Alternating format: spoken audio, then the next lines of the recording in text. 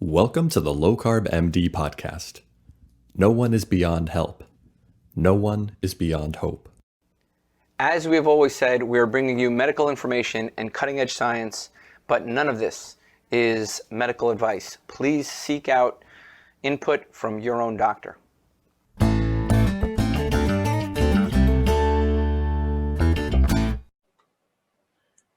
Hello and welcome to the Low Carb MD Podcast. Today we're going to have a first for our podcast, and we have a very special guest, Tro. I mean, I'm like a little bit in awe right now and excited.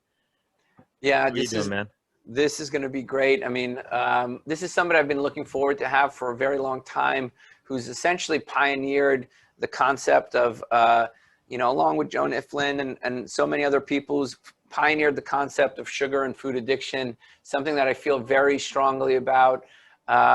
If you feel safer calling it binge eating, that's fine.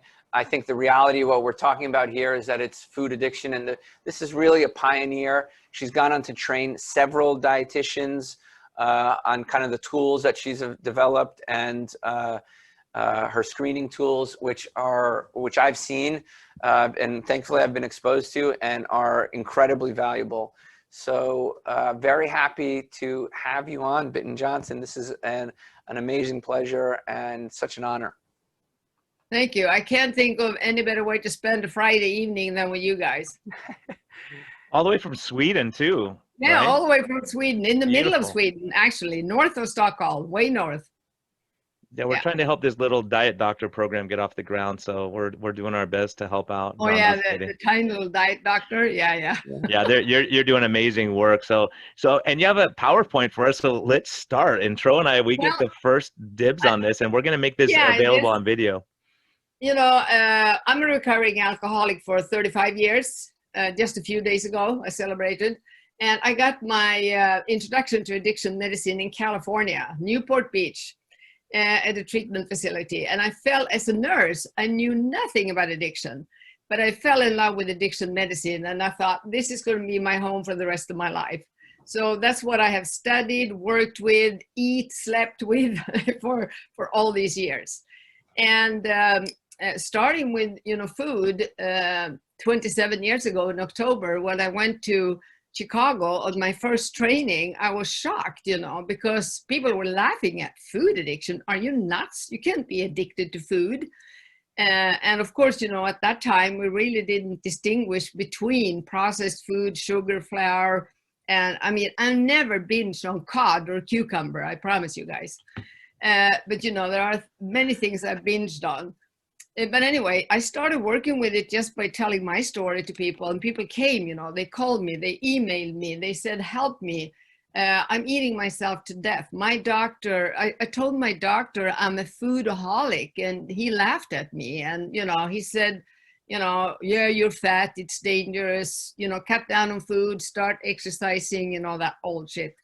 Excuse my French. But anyway, so, and I started meeting slim people that told me they were eating themselves, to death, that they ate and ate, they were really slim, they were normal weight, but they had a severe problem and they had so many consequences. And as a nurse, I looked at other things than, weight, like volatile blood sugar, mood swings, depression, and loss of energy. I started to look at a lot of those things early on. And I kept studying addiction medicine. So this is a picture of the progression of addiction that I've seen through the years. Many people say that overweight people anorectics cannot be overweight. Of course they can. If you ask a client the right questions all the way from the beginning, many, many times you're going to get this picture. It starts with, I always loved sweet as a kid. And then I started all these diets as a teen, and I went into anorexia for a period. I was really sick. Then I started binging, and then I started overeating. I mean, you know what I'm talking about. Yeah, I lived it. It's like my autobiography. Yeah, I know. And, I haven't been very, very overweight, but, if I would add all the weight that I lost and added on and lost and added on all those years I was dieting, I would have been huge. So, but it was hell to diet and binge and diet and binge. So anyway, you can conclude that sugar addiction takes many shapes. And as a nurse, when I was training in addiction, I was familiar in the 90s with an instrument, a diagnostic tool called ADDIS, Alcohol and Drug Diagnostic Instrument.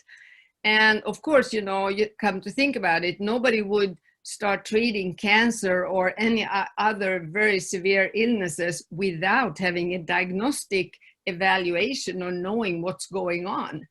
So I was doing that. I was working with in regular treatment facilities. I was working with employee assistance programs, helping a boss that had somebody that was an alcoholic on the job and all that. And my take is always, we need to know that it is addiction, because there's something I need that I love to teach the public is that we can divide people in 3 groups. We have these people that have a social use. They are a normie. They take a piece of chocolate and they said, ooh, that's good, that's rich, or a small piece of bread, and they said, I'm done, I'm fine. No craving, no consequences. And they do this day after day. So jokingly, I call them the normies. And then we have another group, people that have a harmful use. And, they get a lot of consequences. They can be overweight, they can have diabetes. They are the emotional eaters, the stress eaters, the celebration eaters, the lifestyle eaters and all that. But they do not have an addiction. They are harmful users. And they can benefit very much from a moderation therapy. They can learn how to trade certain foods into better foods. They can make coping strategies for stress, they can do a lot of changes to create a better lifestyle, but they don't have to be zero abstinent eating, because their brain is not reacting in food the way mine and other addicts do. And then we have the addicts.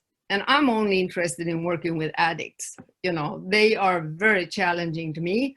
So somebody else can take care of the harmful eaters, and the social eaters never ask for help. So using this ADDIS, I thought through the years, I started a treatment facility. We were doing too well, so we had to close because the national health system refused to pay for treatment because so many clients came to us. So I had to close after 5 years with beautiful results. 76% were in recovery after 5 years, and we had to close it down because nobody paid for treatment. And I had 375 people in line to come into treatment, and we had to close. That's Sweden, but that's another story. But anyway, I started to develop ADDIS into an instrument that was similar, based on ICD-10 and DSM-4 at that time, and now DSM-5, the international criteria for addiction. So I just switched the word alcohol to sweets, and then I explained to the client, I asked the clients, what type of food do you have loss of control over? And they told me. It was the bread, the pasta, sweets, candy, soda. It was what we call highly palatable food, or hedonic food, or sugar, flour, processed foods. And once the addiction process started, then they could binge on anything. But if you do an evaluation of the client's whole life, you're going to see that the binging and the starving on food, any food, comes after the addiction has started. That's very important to understand. So addiction comes first, and then comes, what I call process addictions, like starving, binging, exercising, volume eating. It's very obvious when you do a curve on these clients. So I created sugar, and today we have the net version. And I do certify and license professionals. I've trained the nurses, doctors, nutritional advisors, alcohol and drug counselors, all physical therapists, I mean, all kinds of people are now doing my training. So what I wanted to share with you was the hope of doing sugar, because I've done hundreds and hundreds of sugar. And what I see is people being relieved. You know, a lot of professionals say, well, we shouldn't use the word addiction because, you know, it has a stigma. And I'm going to tell you, I've treated thousands and thousands of clients during these 27 years. And if you explain what addiction is all about, if you have knowledge about the addicted brain, neurotransmitters, wiring, how addiction develops, what happens, the consequences, people are relieved. They embrace it. They said, thank God I'm an addict, I'm not nuts. You know, that's, they understand addiction. And my experience is too that you have to really embrace it. You have to own your illness. And I'm sure you guys know that about any diagnosis, that if the client is not on board with you and understanding, you know, the illness, they're not motivated to do the treatment. But if they really understand and have knowledge, they said, okay, this is tough, but I understand what you're saying. I know that this is true about me. Help me, give me the tools. And we said, fine, let's walk. Let's start going.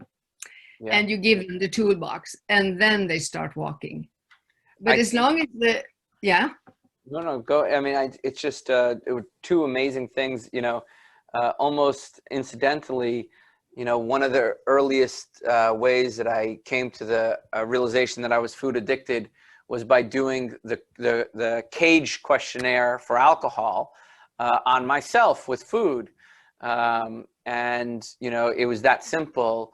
And it was like, wow, you know, a validated tool for alcoholism when applied to food, you know, reveals that I'm addicted to food. And this was, you know, a number of years ago.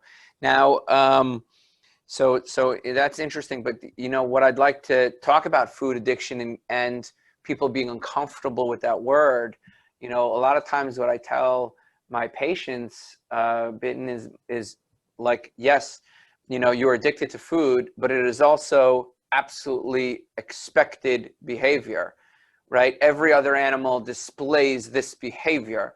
You know, they don't shame themselves. The squirrel doesn't shame himself for eating acorns, you know, so they don't, so owning your illness is also realizing both it is a disease and completely normal, almost simultaneously.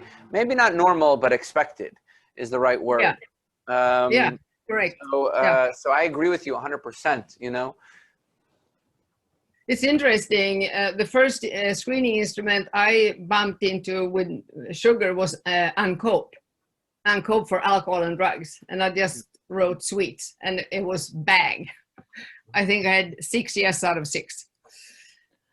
So, you know, this is a structured interview. It's not, you know, it's very important when you do a diagnostic interview that you are very structured. This is not the client telling their life story. It's yes, no, has it happened before? Has it happened last year? I'm going to show you an example of the tool. And because you have to be very structured so you don't overdiagnose, underdiagnose, or miss something. And I also thought I can send you a paper we use about, you know, how to abuse screening instruments, things you shouldn't do. But anyway, so it's based on the diagnostic criteria, as I said. And also, it's very important in knowing, is it harmful use? Okay, then this treatment method. Is it addiction? This treatment method. So that's why we do it. And why do we diagnose? Well, as doctors, you know, it's unethical to treat someone without knowing. We could do incorrect treatment. But most of all, the thing that I see when I show the result to the client, which I'm going to show you a couple of examples of curves, is the motivation. And it has increased compliance. It has double compliance into the treatment clinics we have in Sweden, in the clinics where they do sugar as the first step in every client they meet. also, it's a great help when we talk about relapse prevention, which I think is a huge part of primary treatment, to start telling clients about risk situations and warning signs and develop strategies, and also tell people that it's not the end of the world. You are not a mistake because you have a relapse. And I'm thinking about, in our world today, the exposure of food is incredible. I mean, there's not cocaine and alcohol in every place you go that smells and is, alluring, laying there, you see it, because cue-induced craving on a food addict's brain is tremendous. It's very tough. So one of the things that we really need to train our clients is to rewire them so that cue-induced craving is not tripping them over. So their, relapse training is important. And here we can take the results from sugar and, keep working on it in the future to prevent relapse, to look at what kind of traps did you fall in before? Which strategy should we use to help you go along now? So those are some very important things. So it's not that you do sugar and then you're done with it. You keep your curve, you keep your assessment papers with you, and you keep working that for the rest of your life, because we know this is a chronic illness. I mean, you can't go back and take one bite, because you know that one bite, is never enough for us. Once we hit the brain with the drug, we're off running again.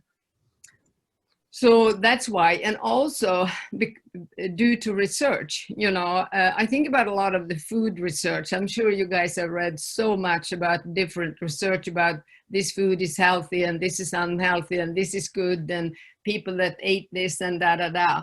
And I used to joke and say that food research to me is like if they say that all the men in Finland that eat hot dog, they're going to get cancer. I mean, you can hear how stupid that sounds. How do we know that they only ate hot dog? Did they drink? Did they smoke? I mean, there's nothing like that. And were they food addicts, or did they only have harmful use? And like if we would do outcome, if we would look at diabetic people, diabetes type 2 with harmful use, how do they do after 5 years in treatment? What's happening? 5 years with a food addict, what is happening? I mean, if we don't know the difference, how do we read the results? So research is very important. Yeah, absolutely. And interestingly enough, they did some interventional studies in diabetes, literally giving them fruits, whole grains, and vegetables, and it never improved outcomes. Okay. And then they did another study very recently where they gave diabetic patients a low carb diet supplemented with almonds and almond flour, and it radically reduced depression symptoms in an interventional study. So absolutely, I agree with you. Some of the association data is just completely useless, and meanwhile, the interventional data tells another story. So I 100% agree with you. Well, my dream is that we would do some big food studies in the future, and seeing how does people with the social use react to this food, and the harmful users and the addicts. So the interview takes an hour and a half, and it's incredible therapeutic. You really get to dive down into your client's world. And the reaction many clients have said to me is that nobody, no doctor, no nurse, nobody I met have asked this type of questions to me. So we dive deep down into the consequences of their eating, the situation related happenings. We don't just ask, what did you eat and how much did you eat? Because that's not going to tell us if you're an addict or not. And it is very objective, since it's a very structured interview. So if somebody is certified and licensed, the interview would be in the same way all the time. So that also gives you quality assurance. And it also gives you a treatment plan, a way of knowing which way are we going now. So it takes away stigma, because it tells you this is an illness. And Brian, you asked me about, other outlets. And since I've been working with all kinds of addiction, I say that I work with addiction interaction disorder. And something that I've seen through the years is that hidden outlets, hidden addictions is usually what trips most of our clients into a relapse. And today's studies say that 80% of all the relapses is because there was some kind of outlet we didn't see or the client didn't even know. So we take the sugar, the food, and it could, in many cases, it's alcohol. That's why we have to screen for alcohol. It could be subscription pills. It could be internet screens. It could be all kinds of things that actually still disturbs the client's brain biochemistry so tough that they cannot stick to a food plan. So it's very important to dive deeper when somebody, feel miserable on a keto food plan or can't follow the keto food plan. I would say that most people today think in psychosocial terms. They always think about, is it emotional problems? Is it family problems? Is it this? Is it your work environment? Is it some trauma you didn't resolve? They go very quickly into interpreting in the psychosocial world. And I think we should always go into the biochemical world first. Because, you don't rule your brain. You don't rule your body. And we know that this food that people that are food addicted eat, it plays havoc with your microbiome, with your neurotransmitters, with your metabolic system. Your whole body is out of whack. So first of all, we should check that there is nothing going on, biochemically. And then we go into behavior and psychosocial. And usually in Sweden, at least, people always do the opposite. They start with the psychosocial and start talking, and the client becomes sicker and sicker instead of doing a deeper evaluation and dive into biochemistry. Bitten, I think this is really important. Like what you're talking about is very important. I mean, personally, our story was our episode number 10 and 13, which I think are two of our most powerful episodes. We're talking about cross addiction, right? Saying, we were noticing that when people, Tro raised the issue. He said, hey, when people eat low carb, they were self-reporting, they stopped watching pornography, that they weren't drinking as much, that they weren't smoking as much. And so I've always thought along those terms. And the reason I thought that was such a critical topic is because there's people going to Alcoholics Anonymous meetings, but then they're eating donuts and cakes and ice cream and sugar. And that cross reactivity, I've had people tell me, yeah, when I went low carb, I lost my desire for alcohol, drugs, whatever their other addiction was. And when we raised that point, medical doctors were saying, you guys should have your license revoked for even thinking about this. And then I hear you saying, look, for 27 years, I've been doing this. And it's like, well, where the heck have we been for 27 years that this is a controversial topic 25 years after you started doing this, right? Yeah, it still is very much. And, there's a lot of resistance against this due to, I think, a lot of people are still addicted out there. Don't touch my drug. That's very powerful. I'm telling you, I meet that among professionals, politicans and all kinds of people. So it is tough, and it's a huge industry behind it. And also what I see also is the opposite. People quit, go into a keto food plan and they think, I can drink a little bit, because a lot of the keto pages tells you what you could drink and how you could drink. And if you're an addict, that's not going to work. Suddenly, before you know it, you're, an alcoholic. And also what we see when we do sugar is that sugar comes first in alcohol and drug addiction. It's a gateway drug. So a lot of the alcoholics and drug addicts that I met through the years, they started with sugar. And once you raise it, they can tell you that when I was a kid, I always loved sugar. So there is a huge connection here. I've heard that a lot clinically. I've heard that a ton of times with people struggling with alcohol and drug abuse. That is very interesting. Yeah, but nobody teaches them at the addiction rehab, drug rehab. They don't teach about sugar. So a lot of them become overweight and get diabetes type 2 and all kinds of negative consequences, but they're sober. But I mean, what? I mean, you should get the whole kit. That's my experience. You're substituting one drug for another, right? Just like when people get a gastric bypass, all of a sudden all these other addictions go way up. And that's something that's also documented that now you took away their drug of choice. Now they find another drug to fix that problem.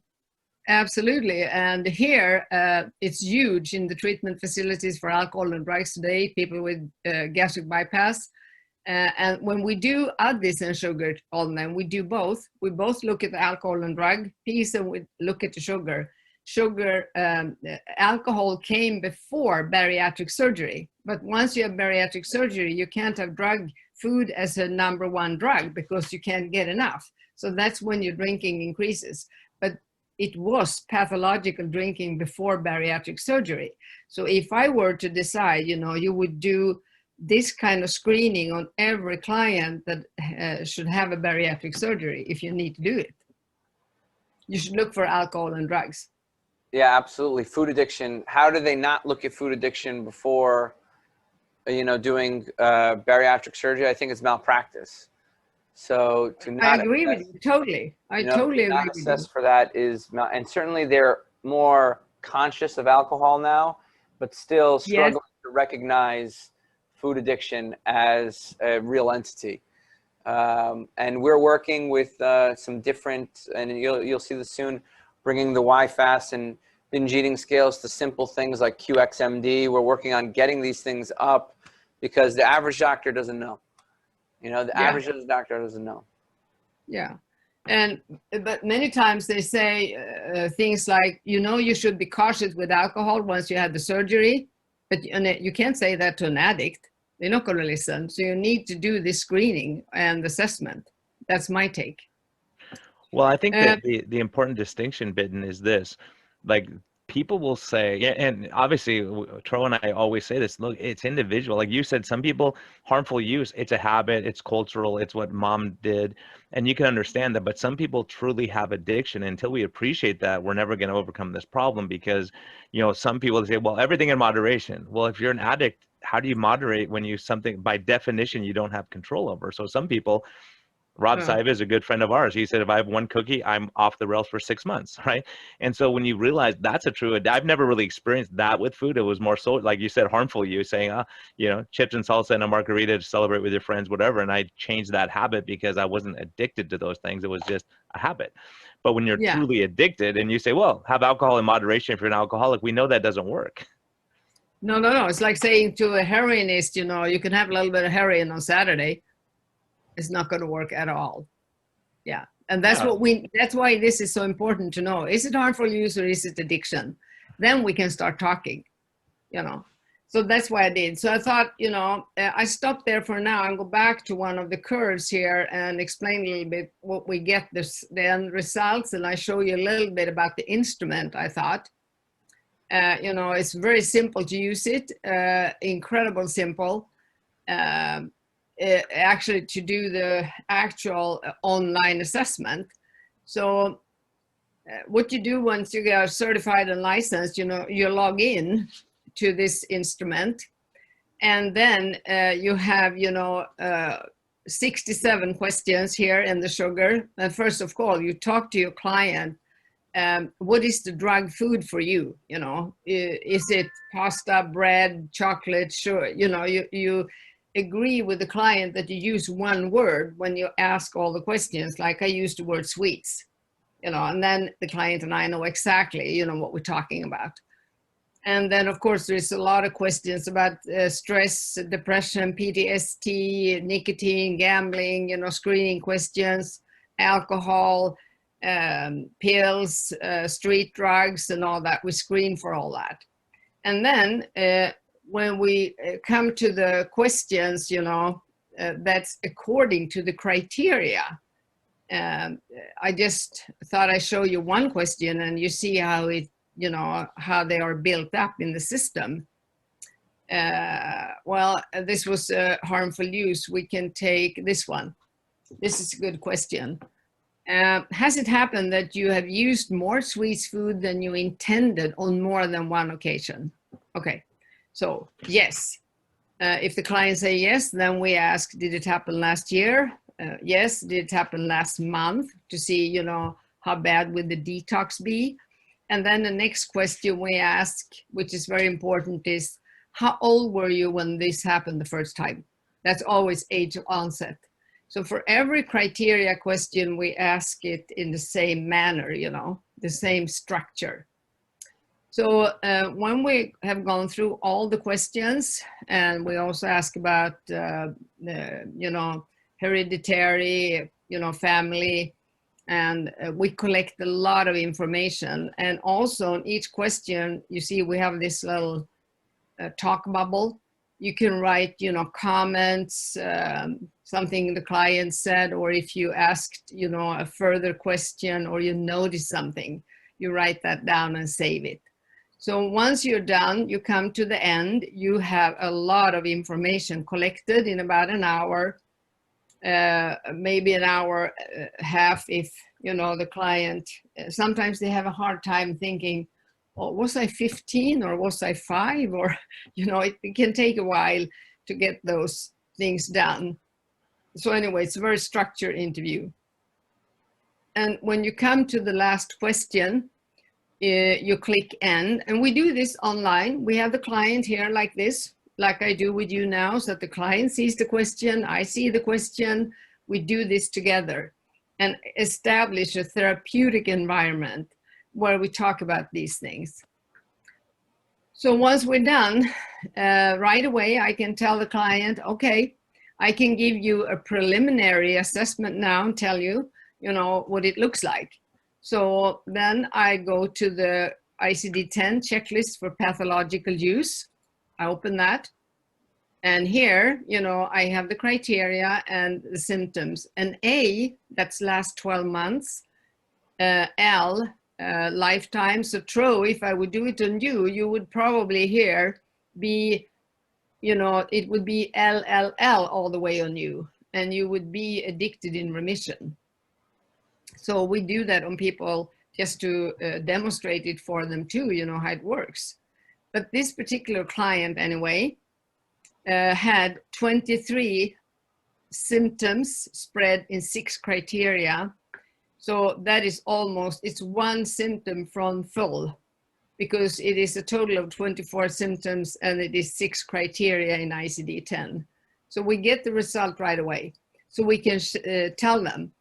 And, you know, here the diagnostic criteria is that it is a pathological use, which we choose to call it as WHO does, and also DSM-5, but it is addiction. You need at least 3 actual symptoms spread in at least 3 criteria. So this is, of course, addiction. Bitten, okay. Okay, when you're done with the interview, you get the checklist, ICD-10 and DSM-5 right away. So you can immediately see if your client has a pathological use, which is addiction or not. So that's a preliminary diagnosis. And you go through that with your client. And then you get what we call the addiction curve, which I think is very important. So I've prepared some for you to look at. Let's see how this works now. I've never seen this before, actually. Oh, there we go. Good. It worked. Beautiful. So here we come to, you know, one of those end results of sugar. And of course, we always do a written recommendation and background where we write, you know, a lot about the client and why we see them, and you know, then the results, and of course, you know, a detailed treatment plan. Step 1, follow-up. Step 2, detox. Step 3, keto food plan, group therapy, addiction knowledge, biochemical repair. I mean, there's a lot of stuff we write in the treatment plan for them, and specify why and how. And stress, we address, you know, physical, psychological, social, and spiritual consequences, which ASM talks about, you know, with this brain illness. That's those areas you get consequences in. So that's what we do. We develop this treatment plan. And I prefer group therapy. And true, I saw and I watched your website, and I really love that you have group therapy. Yeah, with addicts, I think that's the way to go. Yeah, I think knowing that they're not alone, recognizing the issue, getting out of the denial phase, and then a pragmatic way to get support. I mean, this is what we've done. You know, it's like we recreated the wheel. I wish I could have just taken you and, you know, given you, you know, been exposed to you 10 years ago, because we literally, you know, recreated much of this, and it shows you how unrecognized the issue of food addiction is. Absolutely. And I Absolutely. think that's the ultimate problem. And the problem is the other problem really we face is most dietitians actually are probably food addicted. They're orthorexia, suffer from anorexia at rates that are probably 3 to 5 times the average in the population have orthorexia or anorexia. And so they fear, and they you know they work on issues of food inclusionism, which I think is particularly harmful to a food addict. It's in fact the opposite side of the same coin. So most dietitians, in fact, are probably harmful for this concept of food addiction, especially if they don't recognize it as a real entity. But now they're, you know, hopefully they're coming around to it with the, you know, binge eating starting to become more widely accepted and recognized. I think the natural progression will be, you know, accepting food addiction. Also, we should talk about the work regarding the Yale Food Addiction Scale, you know, which you know, and I'm, you know, partial to them because I trained in the system, you know, which is a excellent and validated tool for assessing these symptoms. So it's amazing work that you're doing. And is this a case that you're about to present to us here? Yes. I wanted to show you the end results of what we've done here. And I have always loved group therapy. I've done that for many, many years. And I think, you know, people that come into treatment have foggy brain. Their brain is not wired properly. I mean, you know, it's full function and too high function in the reptilian brain in the reward center. But, you know, prefrontal cortex, neocortex, and limbic system are sort of, you know, under functioning because there is, you know, not, it is not unlimited energy in your brain. So what we work with is to rewire a brain, actually. That's what we're working, and group with, you know, people listening to each other. And I like the solution focused thing in group. I train my clients to say, for every new situation or anything that's happening in their life that they train on, is to ask at least 3 other people in the group and say, if this was your problem, what would you do? And then you listen to all these solutions and you collect them, and that's what you go home and practice. So, you know, that's why I love working with groups. I see it works very, very well, and also takes away the shame. You know, I'm not alone. My God, have you done that too? And I did this, and oh, you have done that too. I mean, it's incredible, powerful. Yeah, I think sharing with people also, you know, when they know, okay, my doctor has struggled, my dietitian has struggled, my dietitian struggles to, you know, my doctor struggles to this day. I tell people I struggle to this day. You know, that squirrel is not going to stop going after the acorn ever. In fact, they made a whole movie series of the, you know, an ice age where this animal is just constantly trying to get the acorn, you know, like he's battling food addiction in 7 movies that they've produced. And so is their doctor. I love the saying too, the monkey might have left, but the circus is still in town. Yeah, absolutely. That's what it is. Yeah, and so journey. I use. Pardon me. It's a lifelong journey, you know. Yes, yeah. And I'm forever grateful to learning about relapse prevention. I work that every day, thinking about, is this a risk situation? But I mean, now it's like brushing my teeth after all these years. But is it a risk situation? Okay, what do I need to do? I can prepare. You know, I can do this. Okay. And if I'm tired, if I got a cold, if I have some kind of, you know, thing putting me down, too much to do, is there any warning signs I should watch for? Like, you know, being too tired, what do I do? So it's like, I love flying. So, you know, I wanted to be a pilot. So for me, it's like, I'm the pilot doing the checklist. Every day, every time I'm going to go out flying, you know, I do the checklist. So that's, you know, the way it is to live with this. But anyway, what I want to show you here is once we get the curve, you know, the little black dots, that's the curve that is, you know, automatically done by the sugar interview system in the net version. And then we have collected, I have developed an instrument called the pre-evaluation assessment, you know, where we collect a tremendous amount of information, medical history, how did it start, about the childhood, you know, family situation, work situation, you know, everything, and the weight curve and all that. So we add all that into this PowerPoint for the client, you know, like you can see this female, 56 years old. She has been struggling with this from early on. I cannot see the age actually down here, but I think it is 9 years or something. It's, I don't know why it is blocked. I can't move it either. So anyway, you have the age at the bottom of the curve and the amount of symptoms you can have, like that's 24 is the most. And, you know, so here you can see a whole life struggling with this. She did start smoking like I did. You know, I did that only to curb appetite when I was in nursing school when I was 19. Everybody taught each other that if you start smoking, you know, you eat less and you lose weight. So that's why I started. And of course I became addicted. Oh, here, now I can see it. No, so anyway, age, yeah.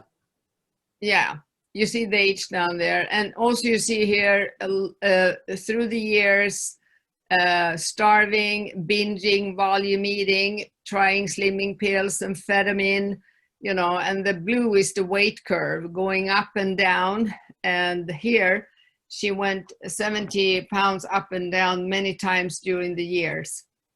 She tried OA, she drank alcohol for some years, but she quit. And she still struggles like crazy.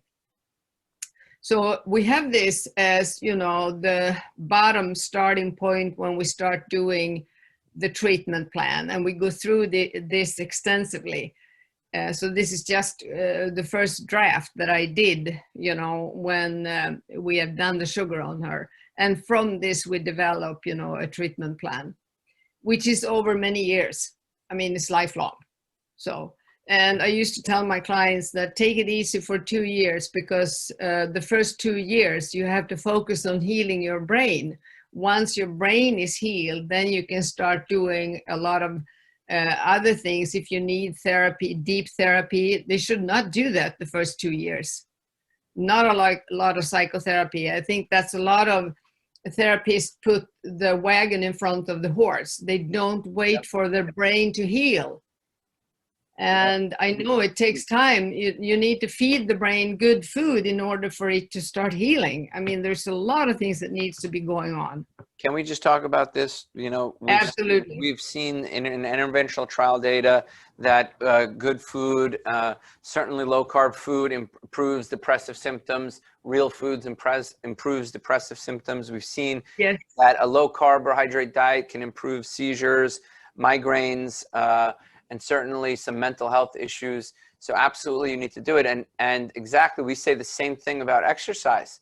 You know, let your body heal, let your brain heal, curb your appetite, let your appetite suppress, get a handle of food and eating.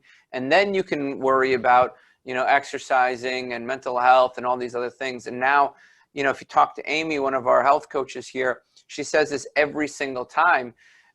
She says, all those things I used, you know, the health at every size, the eat in moderation, the, you know, the pause before you eat, the kind of the mental stuff with regards to weight loss and eating, they all became valuable 2 or 3 years after being keto.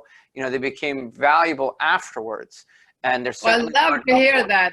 You know, so absolutely everything you're saying is like absolutely right. We believe in that approach 100%. First feed the body, then, you know, then let the appetite suppress, then let the body heal and the brain heal, and then go off and fix everything. Yeah, Troy, And you both raised a great point, and one of it was, just recently I have a patient. She was doing really well. She struggled with depression, anxiety, stress her whole life, and she's doing well. And then one night she binged, and I caught it on the continuous glucose monitor, and it really was. She said, "You know what? That day in therapy, we had a huge breakthrough, and it was very good, but it was very anxiety provoking, and she ate to calm her nerves." Right. So had they have waited maybe down the road a little bit, it's very important to deal with those things. I don't want to make light of that, but sometimes the timing of this may make recovery a lot better. Well, Sweden is very 70s psychosocial. Everything is psychosocial. And I say it's psychosomatic. I mean, psychosomatic, everything, all the symptoms. And I say, don't forget that it is so much a psychic. If your body is unbalanced, you're going to feel really miserable. And also I like to draw a circle for my clients, put a big A in the middle, addiction. And then I write all the consequences, like, emotional problems, family problems, blah, blah, blah, blah, blah, economical problems, and all kinds of things around the circle. And the interesting thing is that when you deal with addiction, if you really work to heal the addicted brain for 2 years, so many of those consequences that they thought were the main problem, the reason they ate, are gone. So that's why it's so important to put the horse in front of the wagon. But it's very hard to do in a society where people look at it the opposite way, and moderation therapy. So we have a lot to fight against. And I also I love what you say about dietitians. You were really, really tough there, and I love it. Thank you. No, it's the truth. I mean, it's the truth. Like they're much more likely to have orthorexia, anorexia, have suffered anorexia, orthorexia. So they believe in food inclusionism, and it's a very harmful message to anybody with food addiction or obesity and food addiction.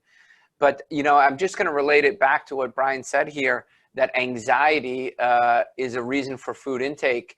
And I can't stress that enough. We've seen a lot of food addiction triggered and consumption just triggered completely by anxiety.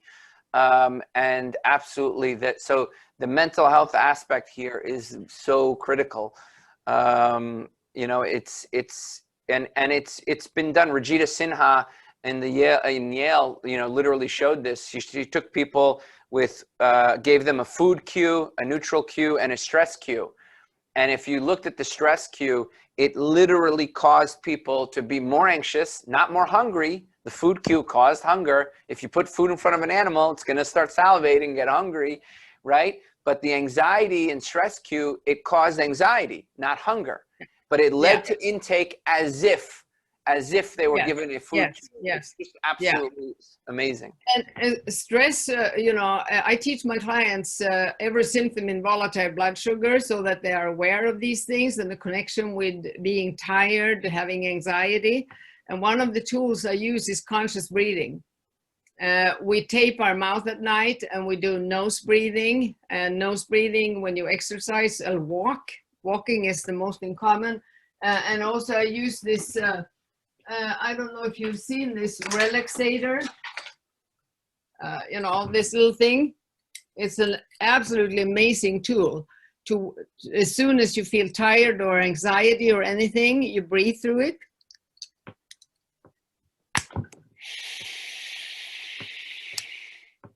If you listen to the sound, you breathe in through your nose, and it's a membrane in here. You can put it 1 to 5, and you breathe out, and the sound is like, water at the sea on the beach going over sand. It's incredible soothing. And it's a whole technique and a lot of research behind this. So that's one of the first stress techniques that I use on my clients.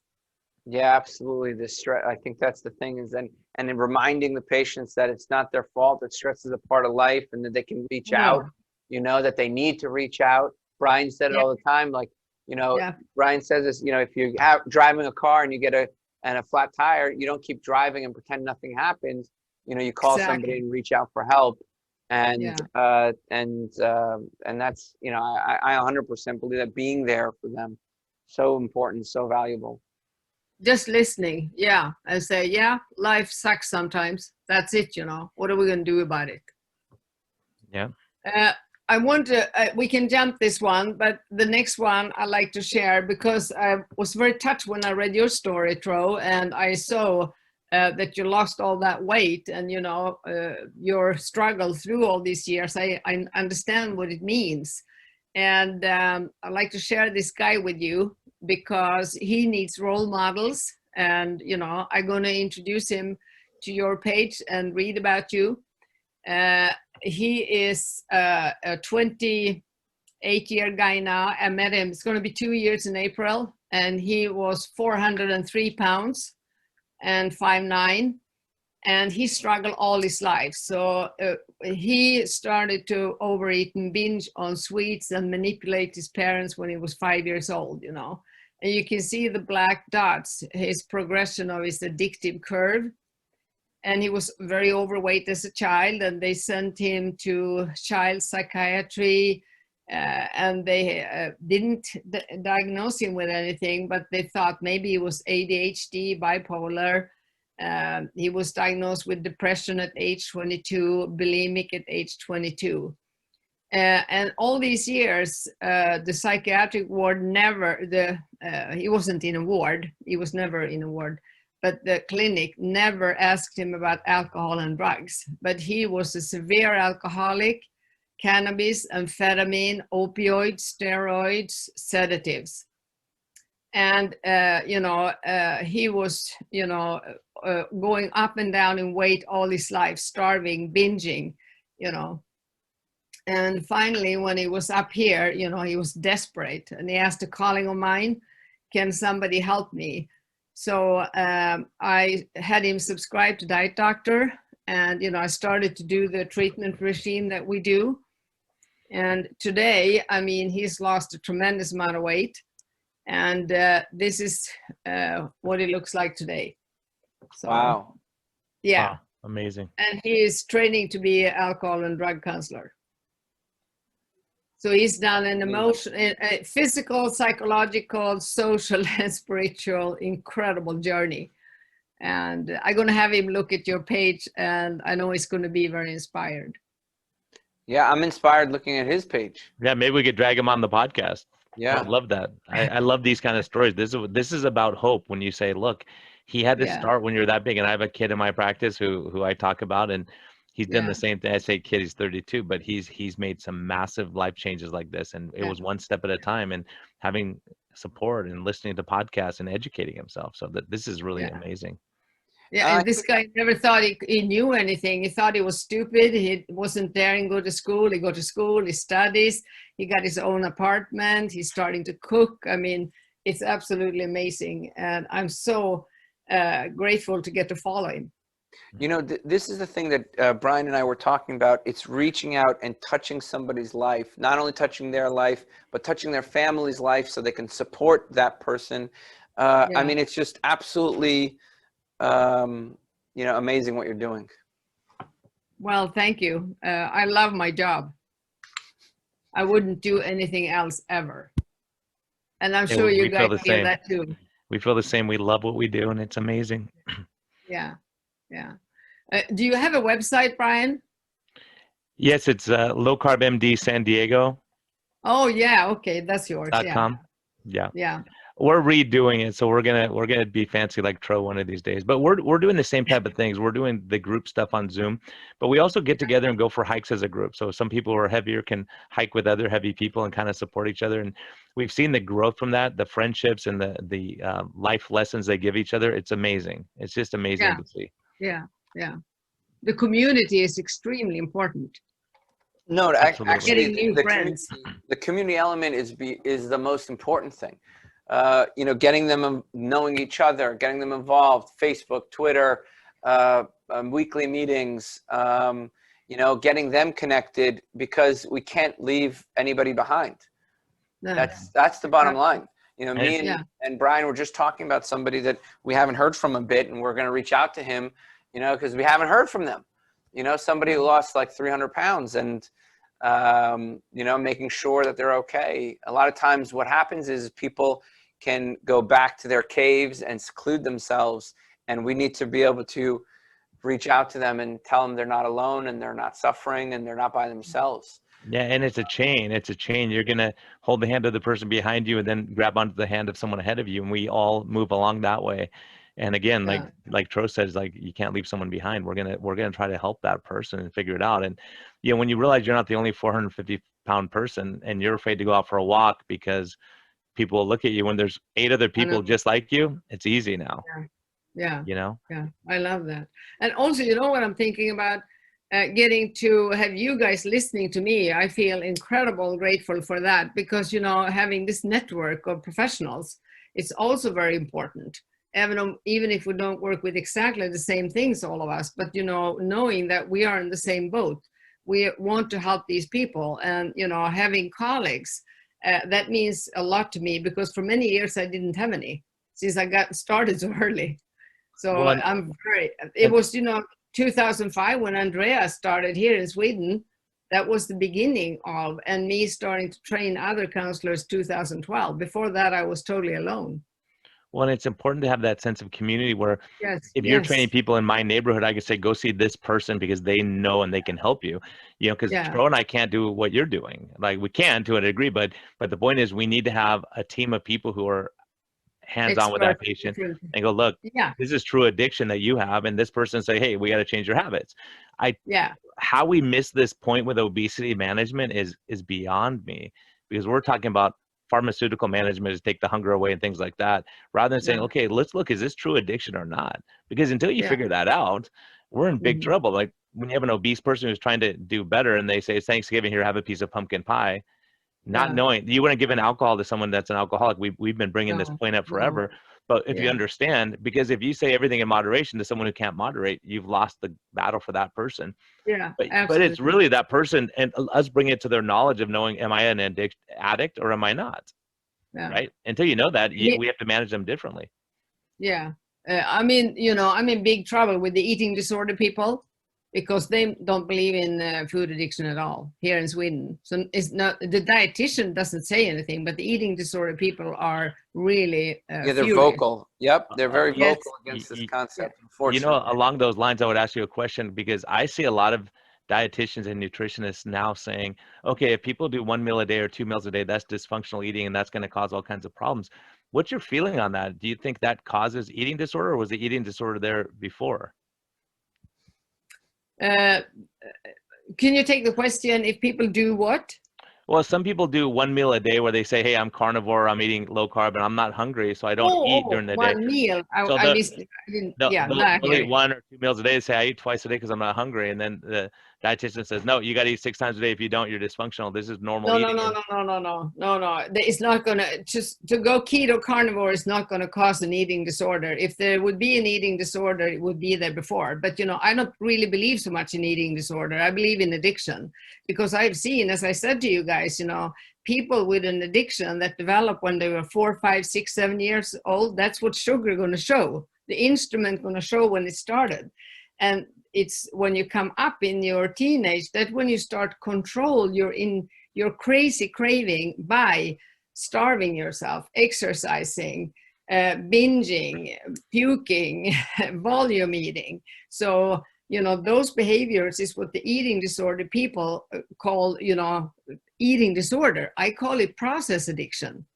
If it is an addiction under, which sugar going to show me if it is or not. If it's not, I send them to the eating disorder people. But if it is an addiction, then they have those behaviors: anorexia, bulimia, binge eating, volume eating. It is process addiction in my world.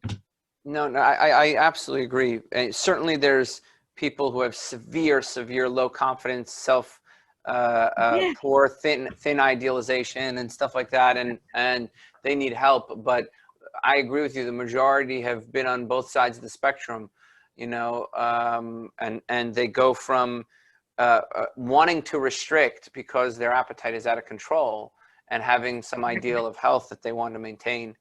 Everything we're talking about is so valuable. I personally think that fasting does not cause, there's no real data to show that fasting causes eating disorders, Brian. I've looked into the data. Doesn't seem to be the case. I think it's the thin idealization that leads to fasting that causes it. Yeah, and I You know, 100% agree too. And I think, but some yeah, people, I've seen people with the eating disorder say, well, if I can fast for a week, that means I'm not addicted to food. It's like, just like if you don't drink for a week, it means you're not an alcoholic. sure, That's sure. not true either, you know. So Yeah, some people will yeah, fast for a week and then they go back and eat the worst processed food they can again, and then they fast for yeah, a week yeah. because that would be But dysfunctional. But for the most part, time restricted eating, I have not seen that as dysfunctional. it doesn't cause it. But you know, it's addicts. They try everything Mhm. for one day, and then the next thing. So you know, they are the crazy wild people, and if they don't get help to see that they're addicted, they're going to try everything new, vegan. I mean, they're going to try everything crazy, powder, pills, surgery in the end. So that's why we need to help them to see that they're addicted and help them to a balanced lifestyle. Yeah, But I, absolutely. I got another hot button question for you. You're gonna like this one. Okay. okay, Yesterday, so I grew up eating breakfast cereal. I would call myself a cereal addict. Literally, I kid you not. My wife used to hide cereal boxes from me, and she would, you know, when I was living with my brother and sister-in-law, you know, they would literally. It was like who could finish the cereal first. Um, so growing up, this was the case. And yesterday, I was experimenting with low carb cereal. Okay, it's basically whey protein, and I have a CGM. I was using it. I'm kind of like experimenting with it, and I tried some, and I put the amount that I would have put if it was regular cereal. I put the little bit of milk, and I ate it. And at the end of the bowl, I was nauseous. Not not actually starving for more like I remember feeling. So I thought to myself, you know, I'm not a big proponent of junk food and even low carb junk food. You know, we use it like we treat it like a spare tire, or, you know, break the glass in case of emergency if you really need it. But I can tell you personally, there's a physiologic difference. So what do you think about these fake foods? Wait, did you You know? spike your sugar stroke or not? No, completely Okay. flat. Yeah, it was Cool. completely flat. So in fact, it went down. It was after an exercise. So what do you think of low carb fake food? You know, low carb junk food. thumbs down, thumbs down. I Okay. think it's a whole industry out there, you know, with you know, low carb desserts, low carb bread, low carb this and that, and powder bars and blah blah blah blah blah. And I can say I don't know about harmful users because I don't work with them, you guys. I work with addicts and myself. We cannot eat that stuff, you know. It triggers just watching it for many of us. So that's one of the problems with the keto pages that don't understand addiction. And I see all this coming now like crazy, a whole industry, and I don't like it at all. I like real food. Give me Yeah, a steak. and it may be appropriate for harmful use people because they say, well, instead of eating cookies with my family, Sure, it may sure. say I'll have this instead of just saying, screw it, I'm going to eat this. Yeah, You know, so yeah. but the addicts, I think you're 100% correct on that. I think it's very, very Okay, dangerous for addicts. Tro's frowning while I'm Yeah, speaking, but you No, know, I it's mean, one of I'm a those things food that addict. Look, I'm a food addict, and I can tell you the feeling was different. You know, I was nauseous at the end. I had a bio feedback to stop, which yeah, real cereal doesn't okay. give.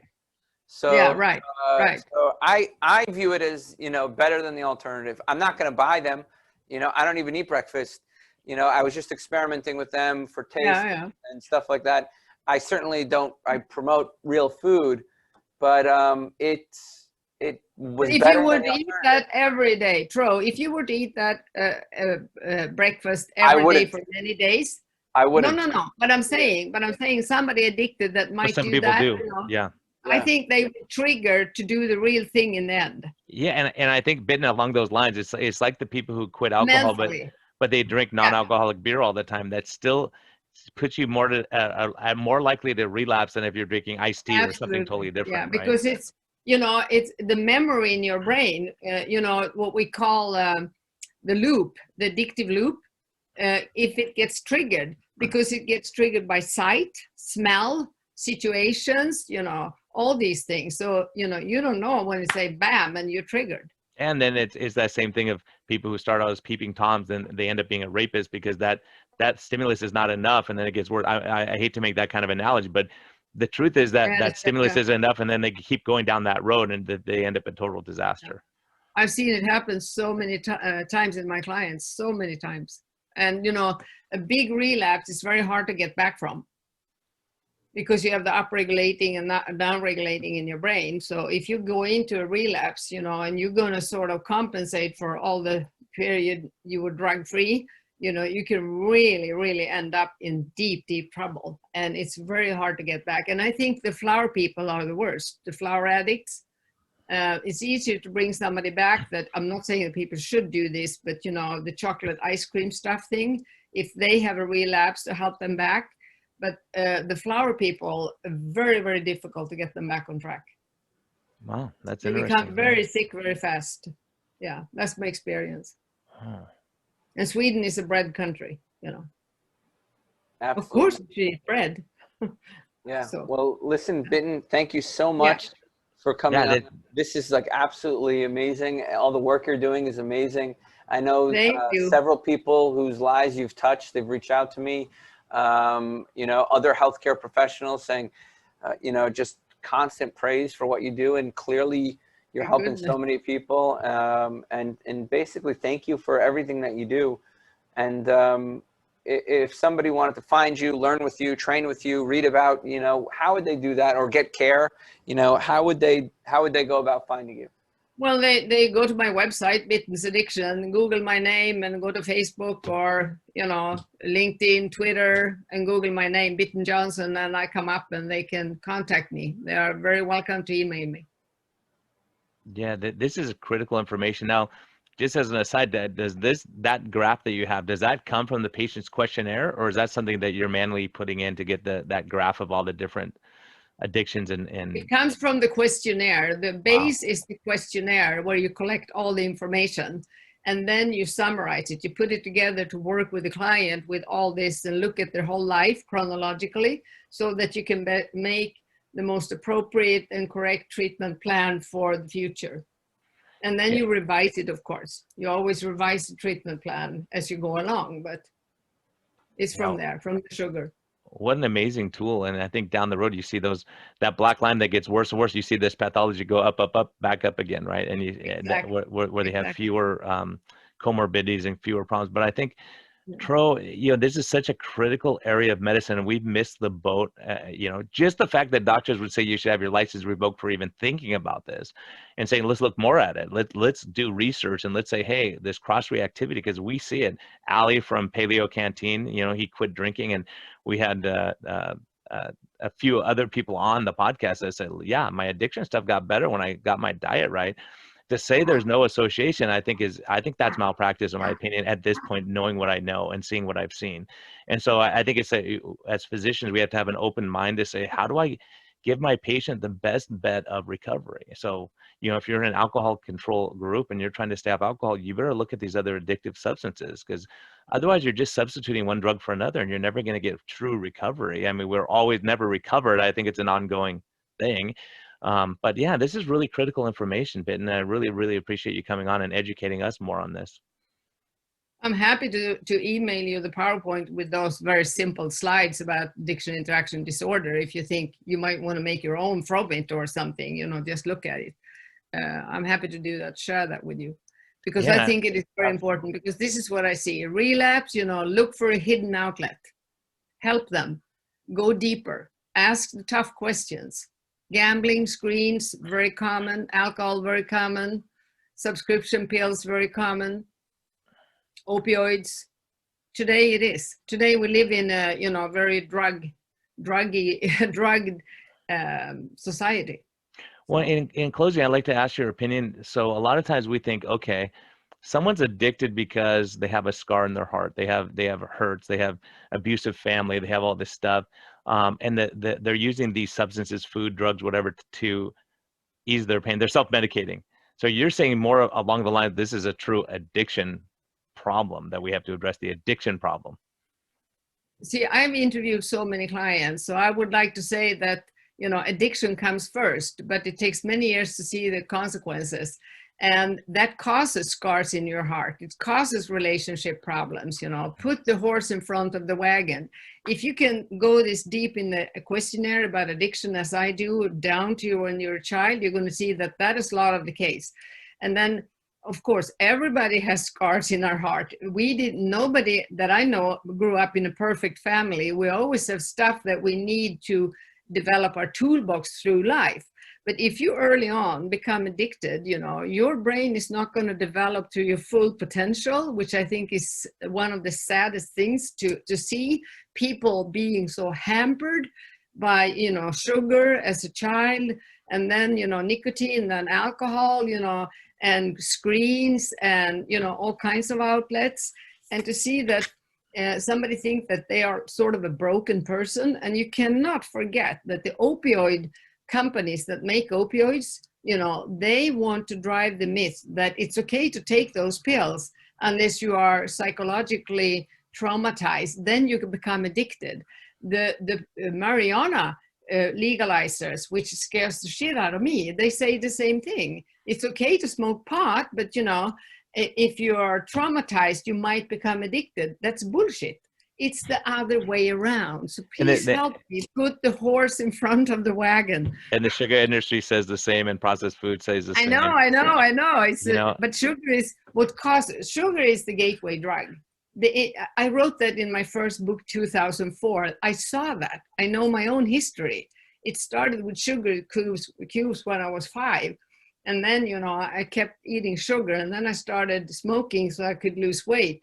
And then I started drinking. I was an alcoholic in 6 months from that I started. I didn't have the social consequences. I was a very successful nurse all the way into treatment because, I was hiding it. I was wobbling it, doing all kinds of things. But I loved alcohol. It hit my brain like you wouldn't believe. Mm-hmm. The nicotine, I was, smoking and being addicted to nicotine in one package because sugar paved the way. That's a critical point. That is just something. And parents out there listening, you may want to look at what you're feeding your kids and what the school's feeding your kids. And we're sitting as a physician. I'm seeing an unbelievable amount of addiction. Addiction to all kinds of stuff. And so I think we have to really look at that. We can't put our head in the sand anymore and say, okay, I'm going to be great to my kids and give them all these terrible processed foods and think it's not a consequence. And I learned a lot from Tro when the people ask me why I picked Tro. I still ask myself that, but no, I'm just kidding. I know why. It's meant to be. But Tro tells a story that impacted me, that he was running on the treadmill. These 2 guys were saying, look at that guy in front of you, look how fat he is, he's never going to make anything. And that negative talk, and he has 6-pack abs. He's looking down and he's like, oh, they're not talking about me. But the shame and the guilt, and that's when I knew Tro was the right one for the podcast, right? I know. When you see that and you feel that and you realize, man, some of these kids right now, they're obese, and it's the normal now, but obese as a 9-year-old and the scars that are caused by that, it is really hard. I know growing up obese my whole life, right? And it's a tough one. But it's not only the obesity, it's not only the weight, it's the brain. Mm-hmm. It's hampered the brain to develop to the highest potential. That's what makes me so painfully sad when I see it, that I see the foggy brain, that they don't look me in the eyes when I go to the grocery store, these obese people, that they feel and sugar causes low self-esteem. And depression and anxiety and stress. Loss. It causes a brain that's not functioning properly. You're not concentrated. So you think something is bad with you, but you're on a drug. Yeah, I just talked to a teacher and he said, look, if a lecture is more than 5 or 10 minutes, the kid can't stay focused because they're constantly stimulated with, MTV was one of those things where fast videos and you see all this stuff and it not following a storyline. And I think we're seeing that where kids, I see that all the time. You look around, anyone, you don't believe me, look around at kids, they're looking at their phone, they're looking at this, they're looking on social media, they're every 5 minutes, their brain is energy drinks, active. Candy. Yeah. Yeah. And I think this is a contributing factor to some of the problems we're seeing in society right now is this whole thing. Absolutely. I'm totally convinced about that. Tro, you want to close this with your wisdom, man? No, this is great. This is absolutely, everything we're talking about is so critical. Food addiction is real. The medical and dietetics environments have basically denied it. It's been a detriment, and we need to start facing the facts. And our and we need to be a community and support for our patients. Bitten, thank you for being the pioneer that you've been for the last, several decades. Thank you for being there. Could I Yeah. share one short little thing? Sure. Could we all Absolutely. be starfish throwers? Yeah, Yeah. we love it. Yeah, Jen Unwin told us I about that. just Yeah, talked about I that think- too. I love it. Yeah, I've used that for many years since I heard the poem, I'm a starfish thrower today. Because if you think about all the problems, you're gonna just lose energy and you don't want to get out of bed if you think, how am I gonna help all these people? So let's just throw this one starfish in the water today. Yeah, don't let them all dry out. You grab the ones you can, and hopefully people are Yes, inspired by you Gonna and throw make a more in. difference Throw with them in. this one. Yeah, yeah. Yes, I love that Awesome. poem. That's a great note to end on. I love that. I love that story, and that's true. That's what we'll throw. Hopefully, we throw a bunch of starfish in the water today. Yes. Yeah, Bitten, and you're a big part Let's of take that. it Thank down. you for your leadership. Thank you, guys. It was wonderful hanging with you. I hope to interview you in the future. All right, that's a deal. All right. We're honored, Okay. but thank you so much. We appreciate you. Thank you. Thank you. Bye-bye. Bye-bye.